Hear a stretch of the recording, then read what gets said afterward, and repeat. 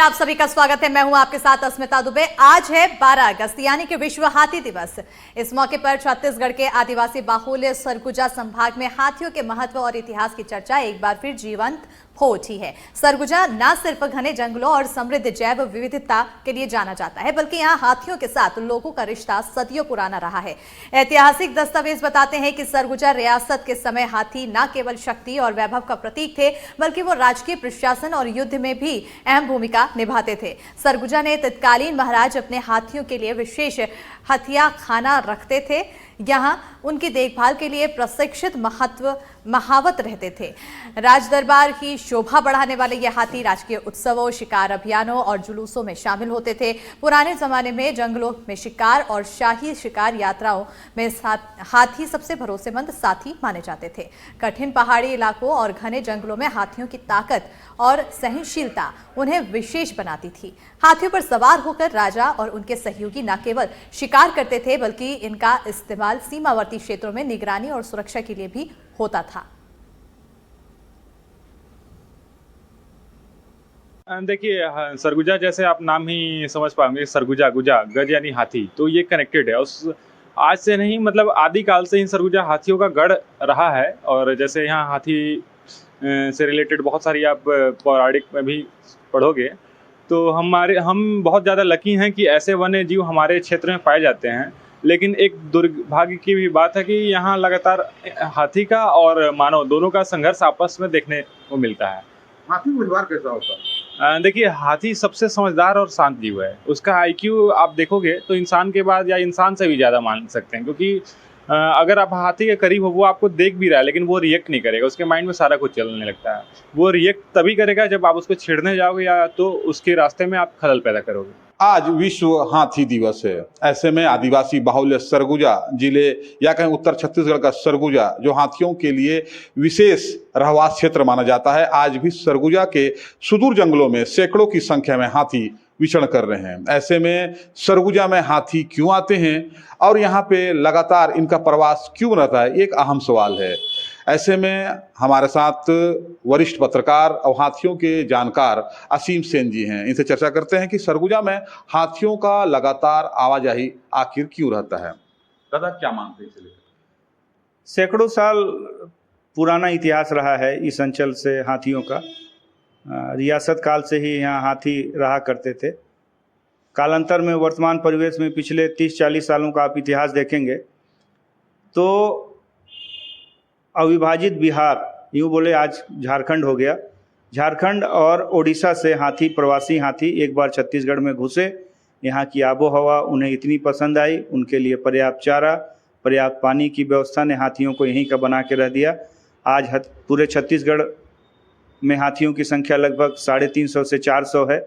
उत्तर छत्तीसगढ़ में घुसा हाथी जो है आज पूरे छत्तीसगढ़ में विचरण कर रहा है। बस्तर तक धीरे धीरे हाथी इधर के पहुँचने लगे। कारण क्या है दादा, आखिर हाथी यहाँ आते क्या है? जंगलों की क्या खास बात है?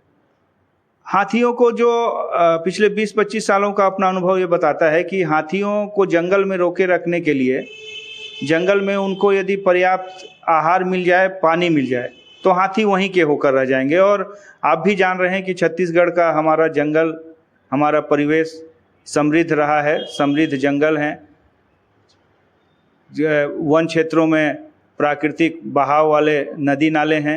ये सब हाथियों को पसंद आते हैं। यही कारण है कि हाथी एक बार जिस अपने अनुकूल वातावरण में ढल जाते हैं, पहुंच जाते हैं, उसके बाद वहां से निकलना नहीं चाहते हैं। 2-4 उदाहरण है अपने सरगुजा और धर्मजयगढ़ वन मंडल का सीमा कापू का इलाका है, जहां घने जंगल में देखिए आप वर्ष भर हाथियों की मौजूदगी रहती है। हमारा सूरजपुर जिले का तमोर पिंगला का अभ्यारण्य क्षेत्र का इलाका है, वहाँ भी साल भर हाथियों की उपस्थिति रहती है। तो हाथियों को जहाँ उनके रहने के लिए अनुकूल वातावरण मिलेगा, चारा पानी मिलेगा, हाथी वहीं के होकर रह जाएंगे। वन विभाग की कार्यप्रणाली को ऐसे देखते रहता था, क्योंकि आप लंबे समय से इस क्षेत्र में काम कर रहे हैं। वन विभाग क्या इन्हें संरक्षण प्रदान कर रहा है जिस प्रकार से लगातार हाथी और मानव में द्वंद्व देखे मिल रहे हैं? ये निश्चित रूप से बड़ी समस्या है, लेकिन जो परिवेश, जो परिस्थिति बनी है उसके अनुसार हम लोगों को अब हाथियों के साथ रहना सीखना होगा। वन विभाग जो प्रयास कर रहा है वो तो कर ही रहा है।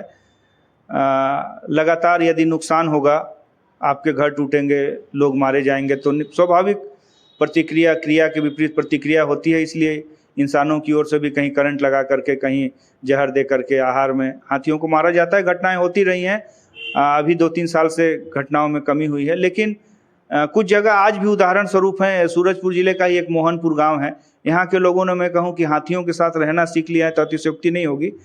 सीधा सीधा है कि हाथी यदि आ रहे हैं तो हमको असुरक्षित तरीके से उनको खदेड़ना नहीं है। हाथी यदि फसल नुकसान कर रहे हैं तो फसल हम नुकसान करने दें।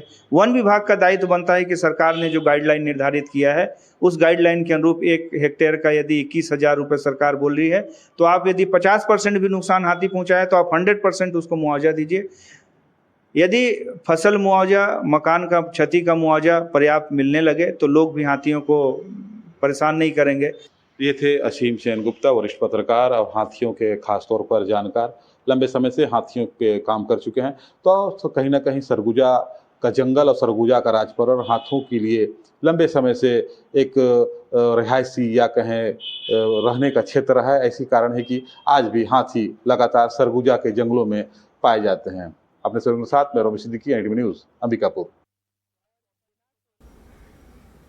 उमरिया के बांधवगढ़ टाइगर रिजर्व में हाथी महोत्सव कार्यक्रम का आयोजन किया जाता है और इस दौरान हाथियों की फौज जमकर मौज करती है।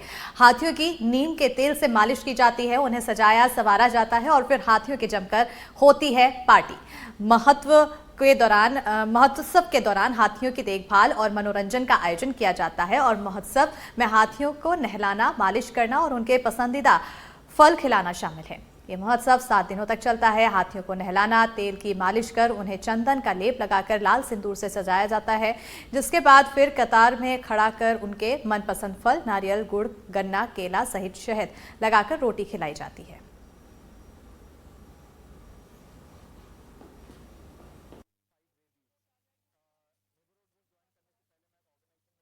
बांधवगढ़ टाइगर रिजर्व में सत्र प्रारंभ होने के पहले हाथी महोत्सव पर्व मनाया जाता है। उसी दौरान हाथियों को 7 दिनों के लिए रेस्ट दिया जाता है और उनसे कोई भी काम नहीं लिया जाता। और क्या क्या होता है आइए हम जानते हैं यहाँ के महावत से कि क्या क्या सुबह हाथियों को नहलाने धुलाने से लेके क्या क्या गतिविधियाँ करते हैं। सर नारायण प्रसाद सोनी, सहायक महावत अनारकली।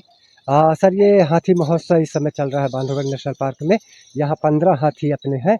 15 हाथी को एक साथ कैंप में रखा जाता है। इनको सुबह लाके नहलाना, फिर तैयार करना, पैर में नीम का तेल लगाना, पूरा दिन जो है इनकी सेवा में गतिविधियाँ 7 दिन तक चलता है। जो खाते हैं वो खिलाया जाता है। इनको 7 दिन तक कोई काम नहीं लिया जाता इनसे। क्या क्या भोजन में क्या क्या देते हैं? केला देते हैं, सेव देते हैं, अनार देते हैं, गन्ना देते हैं, मकाई के पेड़ सहित भुट्टे देते हैं, 10 किलो की रोटी देते हैं, 1 किलो गुड़ देते हैं और जो सीजनी फल और जो यहाँ गांव के होते हैं वो सब ला के देते हैं। इन्होंने बताया कि सीजनी फल के अलावा जो इनके मन पसंदीदा भोजन है उन्हें ये कराते हैं। ये देख लें कि मतलब ये महावत इन्हें तैयार करके खड़ा करके रखे। अब इनके भोजन करने की तैयारी है। ये भोजन लग रहा है। मैडम ये हाथी महोत्सव चल रहा है, इसके बारे में बताएं। हाथी महोत्सव जो है हाथी पुनर्यौवनीकरण के नाम से प्रचलित है और 15 हाथियां हैं बांधवगढ़ टाइगर रिजर्व में। उनको आज के दिन जो है नहलाया और मालिश तो डेली ही होती है, उनको स्पेशल डाइट भी दी जाती है। बट इन 7 दिनों में उनको उनके पसंदीदा भोजन जैसे कि जितने भी तरह के फल हैं जो उनको पसंद है और गन्ना, फल, नारियल, तो वो उनको भरपेट दिया जाता है और उसके बाद उनको जंगल में छोड़ा जाता है। फिर शाम को फिर यही रूटीन अपनाई जाती है, उनसे कोई काम नहीं लिया जाता है। और हाथी महावतों को भी आज के मतलब इन 7 दिनों में उनके बीच में कंपटीशन कराया जाता है कि कौन सा हाथी महावत बेटर है, सबसे ज़्यादा बेटर है, उनको फिर प्राइज डिस्ट्रीब्यूट किया जाता है। 2010 से कान्हा टाइगर रिजर्व से स्टार्ट हुआ था, तो हाथी पुनर्यौवनीकरण ये कार्यक्रम स्टार्ट हुआ था। उसके बाद बांधवगढ़ टाइगर रिजर्व ने भी इसको अपनाया और लगातार ये ऑर्गेनाइज हो रहा है। हम दर्शकों को भी दिखाना चाहेंगे, ये नज़ारे को देखें और थोड़ा सा आनंद का एहसास करें। ये बांधवगढ़ टाइगर रिजर्व में हाथी महोत्सव के दौरान हाथियों को अब 7 दिनों के लिए रेस्ट दिया जाएगा। उसके बाद इन्हें फिर से काम में जुटना पड़ेगा। अभी ये 7 दिन पिकनिक मनाएंगे, रेस्ट करेंगे और आनंद उठाएंगे। उमरिया से एजाज खान, NDTV के लिए।